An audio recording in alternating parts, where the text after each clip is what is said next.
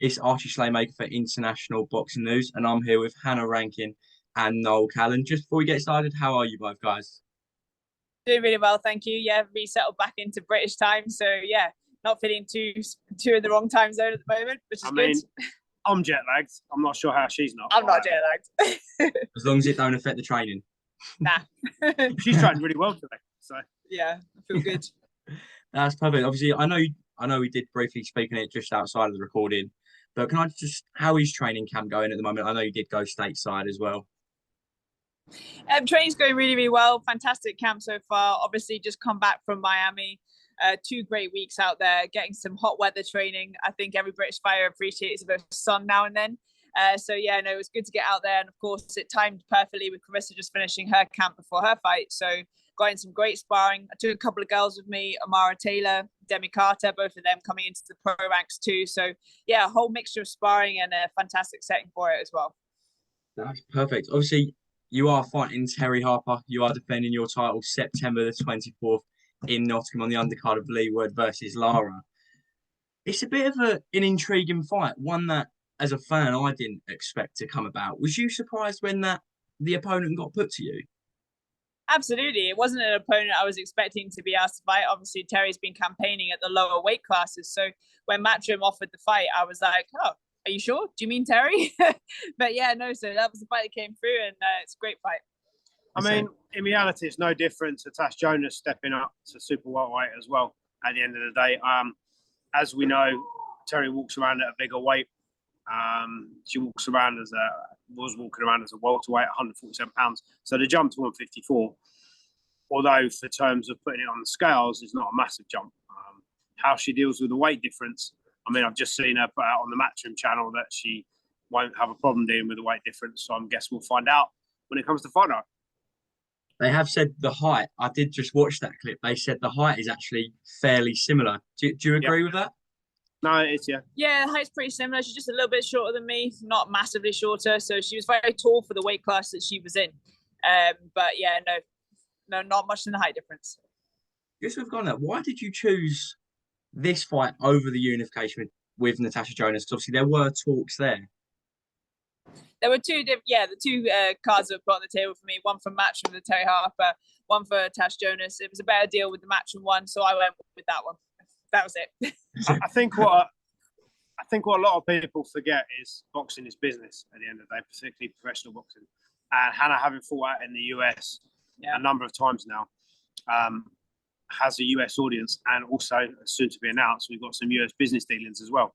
And being on DAZN meant that happens in the US as well. Now I know obviously the Shields and Carissa card, Shields and Savannah card, is being shown on ESPN, but generally speaking, you can't see Sky Sports cards in the US. In the US as easily. I know they're doing this one on tomorrow on Fight TV. I think the app you can see it in the US.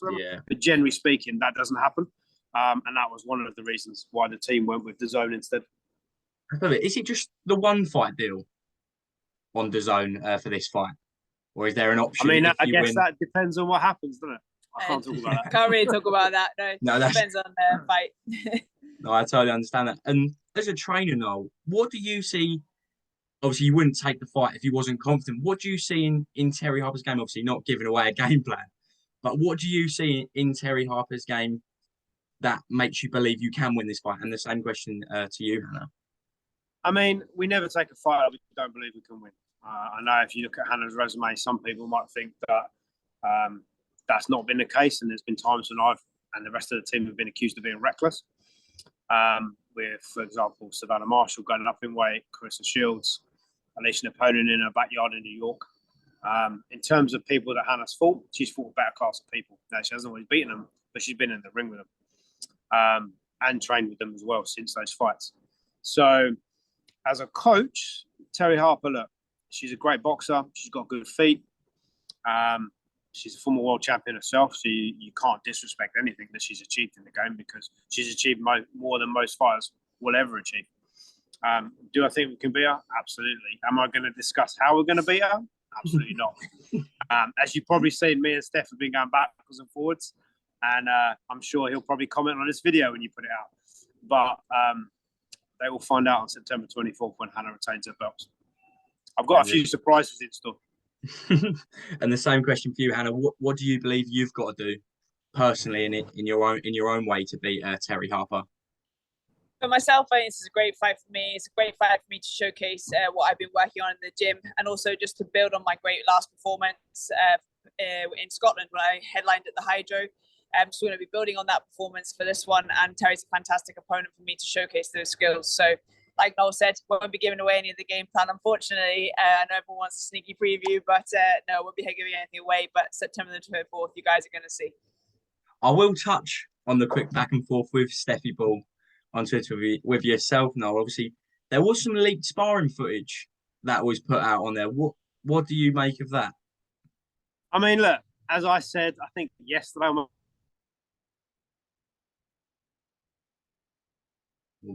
maybe the day before, get together. But if it makes them feel better, I'm cool with that. Whatever they want.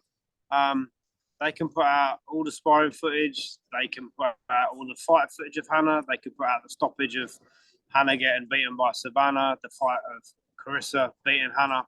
It makes no difference to us. Generally, we don't care. I get why he does it, because it's known that Terri isn't that confident, and he takes the heat off her so she doesn't have to talk. I mean, as he said to Hannah the other day, she's on mute to the fight. Well, I believe we might have a press conference coming up soon, so she'll have to come off mute for that. Look, he's a great trainer. He's had lots of world champions in his gym, lots of domestic champions in his gym, and he took Terri from nothing to being a world champ. If they were hoping that, as he put it, 1-0, trying to get in our heads, it's not going to work. We've been here, done that before. There's nothing that he isn't going to do that Carissa's team didn't try with us. And September 24th, when the bell goes, as I said to him, me and him get out, and it's down to Terri and Hannah. That is obviously very true. There is only going to be two of you in the ring on that night. Just lastly, touching on it, obviously, because it is not about, obviously, just the trainers, but what did you think about the winner keeps all purses? I mean, we said if they want to do 10 threes, all in, I'm cool with that. Hannah, are you? 10 threes is wonderful. Do you spar at 3-minute rounds, or do you keep to the 2-minute rounds? No, I keep to the 2-minute rounds. Obviously, do a mixture of threes sometimes, just depending on who I'm sparring with and things. But yeah, 2-minute rounds, that's what you fight at. That's what you train at. I've said for many years, and there's loads of interviews with me talking about Hannah's a 3-minute round fighter. Now, hopefully, before the end of her career, 3-minute rounds for female world title fights happens, because there will be a lot of her opponents who would have got stopped. Because everyone says, oh, Hannah can't punch. I guess on September 24th, they'll find out. But if they wanted to do 10 threes, I'm game with that. Again, it's mind games, isn't it? This is business. And it's hyping up the fight, as Terri just said in her matchroom clip. But when the bell goes, me and Steffi get out, and it's down to Hannah and Terri. And they'll have to work out it on the moment. I will touch on that. Are you both confident that, Hannah, yourself, you stop Terri Harper on September the 24th? I would love to stop Terri on the 24th. If I knock her out, that even better, you know.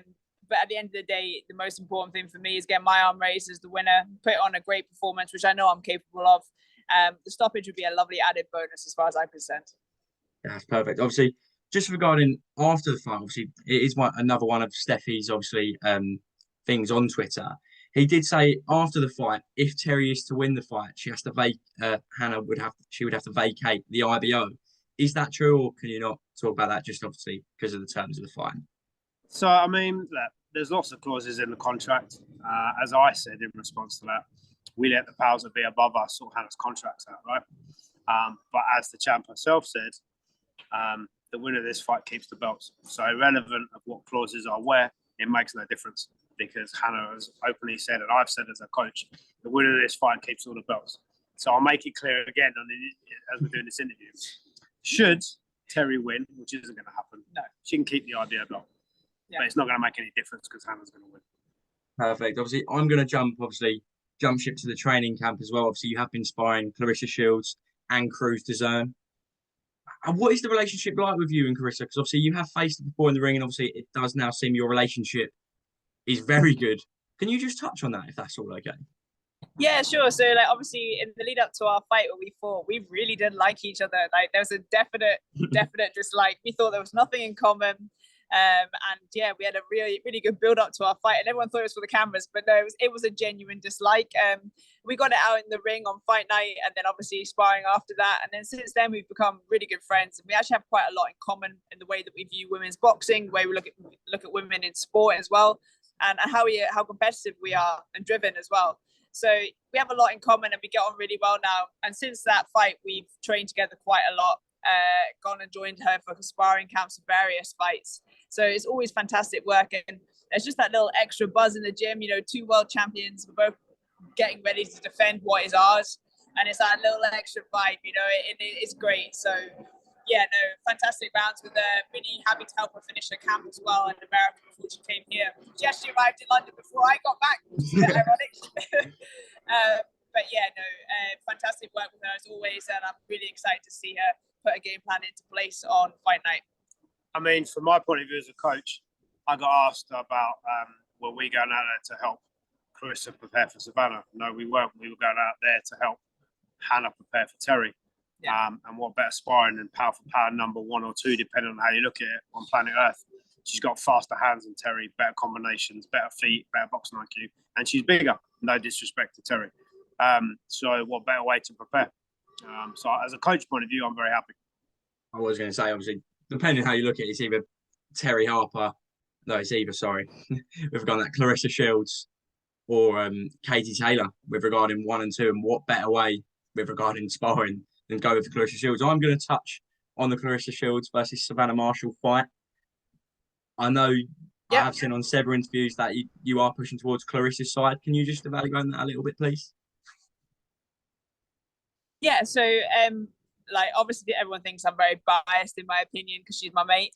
However, I genuinely do believe that Carissa wins this fight. I just believe she's got a better boxing IQ. She's been in many more world title level fights against top level contenders. You know, she's unified 3 different weight classes as a world champion, and obviously her extensive amateur background as well. I think a lot's being made of this one loss in the amateurs, which Carissa finds very strange. But yeah, no, I think that's being kind of held up to help build the fight and everything. But personally, I just believe that, you know, she's going to go out there and showcase her class and her skill. Don't get me wrong, it's a really tough fight. Savannah's a fantastic fighter herself. She's bringing that power that is that everybody talks about. And she's got a very different style. You know, she's quite long, rangy, and she's going to use all of her attributes to full effect on the night. So I'm just really excited to watch it as a fan and as a fellow female fighter. You know, it's just one of those fights that you always hope that you're going to see. So I'm really excited about it. And yourself, Noel? So I'm pretty much the same. I mean, we've been around Carissa for a very long time. Obviously, we've been around Savannah for a long time as well.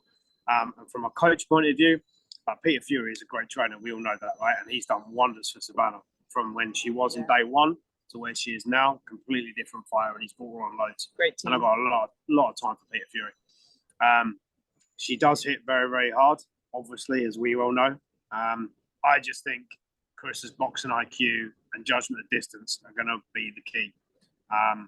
Because it's all very well being able to punch hard, but if you can't hit the target or you can't hit the target clean, then that'll be a problem. I mean, I guess also one of the questions is what happens if she hits the target clean and nothing happens. So if she hits Carissa Shields clean and it doesn't put an indent in her, then what happens then? Because I don't believe Savannah will outbox her for 10 rounds. So it does make it for an interesting fight, but I'm sticking with what I said from day 1. I think Carissa gets it done. They are deeming this as the boxer versus the puncher. Do you think Savannah's team are actually overlooking Clarissa's power? To be honest, I don't think so, obviously, because Peter Fury, like Noel was saying, he's a fantastic coach, and I don't think he's underestimated any aspect of Carissa. I think they'll have researched everything. They'll have been watching all of her videos, her footage. They'll have just really gone to town on their prep on this one. So I don't think they're underestimating anything. I think they're expecting anything and everything from Carissa, and that's the right way to look at it. I think they would have planned for what happens if Savannah gets hurt by Carissa, because, like Hannah said, Peter Fury is a great coach, world-class coach. They won't have not planned for anything. A bit like us for Terri. We're planned for whatever Steffi and Terri bring. We have an answer for it. Yeah. Obviously, it's a bit of a different question this one. This can be for both of you, just like all the others. What other male, female fighters do you like watching? It can be up and coming, amateurs. It can be anything.